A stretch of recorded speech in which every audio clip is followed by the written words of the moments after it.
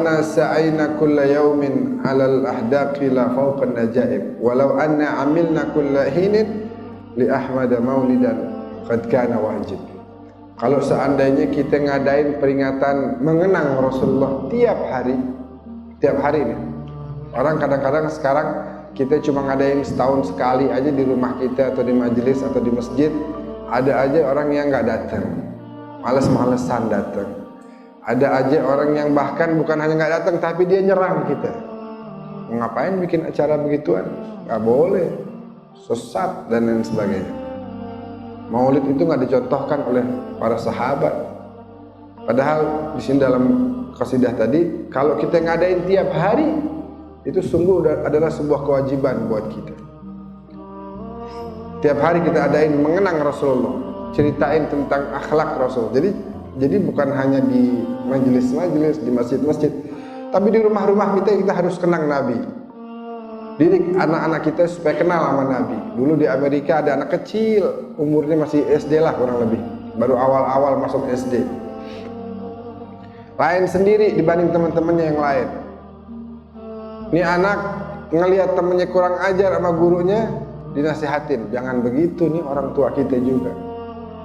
Ini anak kalau melihat temennya ada yang nggak mau makan, dia bagi dua makanan dia sama si temennya. Ini anak pokoknya baiknya luar biasa, padahal umur-umur segitu biasanya anak lagi nakal-nakalnya. Ini guru yang beragama Kristen bingung, ini anak kenapa nih? Apa rahasianya? Bagaimana cara orang tuanya didik dia sehingga dia jadi anak yang baik kayak begini? Kita di sekolah sulit mendidik anak menjadi seperti ini. Akhirnya datanglah si guru ke rumah orang tuanya. Datang si guru ke rumah orang tuanya. Kemudian tanya sama orang tuanya, wahai orang tua dari fulan, kebetulan nih anak beragama Muslim.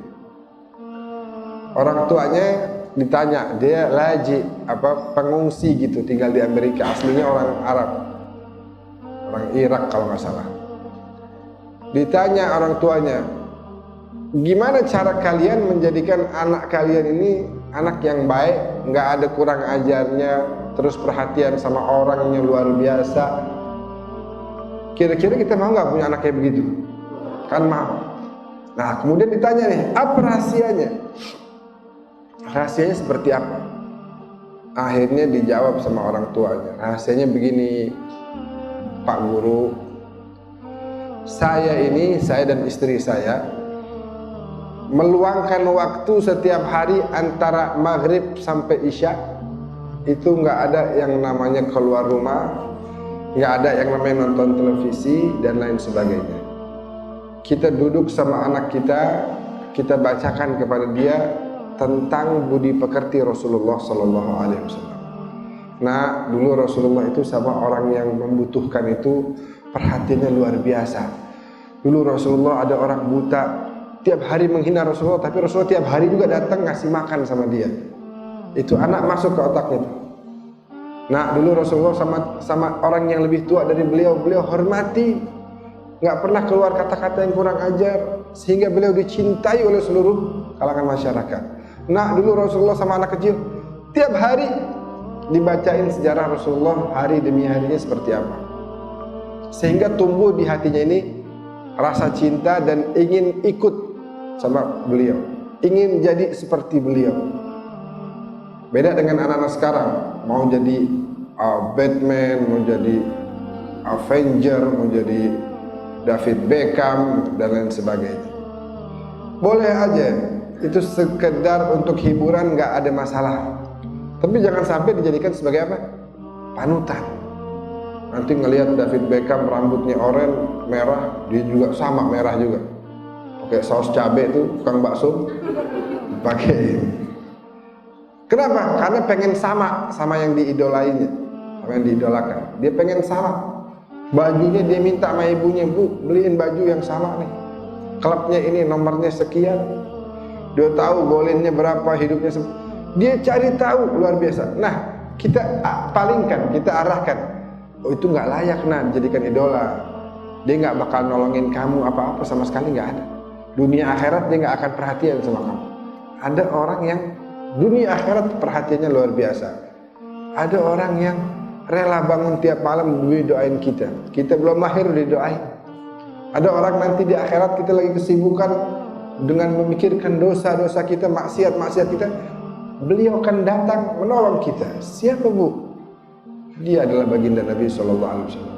Jadi ajarin tuh, masukin dalam hatinya, sehingga tumbuh rasa cinta. Nanti kalau cinta, dia akan ikutin. Kayak tadi dia ikutin gaya rambutnya tuh, dia juga akan ikutin Nabi Muhammad. Nabi Muhammad kayak gimana sehari-hari? Sholatnya 5 kali. Oh, saya juga mau sholat 5 kali. Nabi Muhammad kalau Ramadan gimana? Beliau puasa. Oh, saya juga mau puasa. Nanti kalau masih kecil nggak kuat, nggak apa-apa, setengah hari. Pokoknya dimulai untuk mengikuti. Diajarkan, dididik supaya anak ini kenal, ikut, dan kemudian bisa meniru beliau selama kehidupannya. Nanti begitu nyambung lagi ke keluarganya Rasulullah, para sahabatnya beliau, Sayyidina Hasan, Sayyidina Husain, kenalin. Ini Al-Hasan wal Husain Sayyidah Syabab Ahlil Jannah, pemimpin di surga nih. Ini cucunya Nabi nih, Sayyidina Hasan, Sayyidina Husain. Gimana kita mau masuk surga nggak kenal sama pemimpinnya? Bagaimana caranya?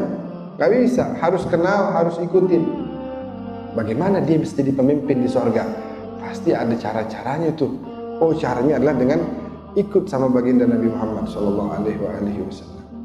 Artinya, intinya adalah bagaimana kita didik anak-anak kita sekarang ini dengan sebisa mungkin dengan pendidikan-pendidikan yang kira-kira menjadikan mereka anak-anak yang soleh-solehah nanti ketika besar.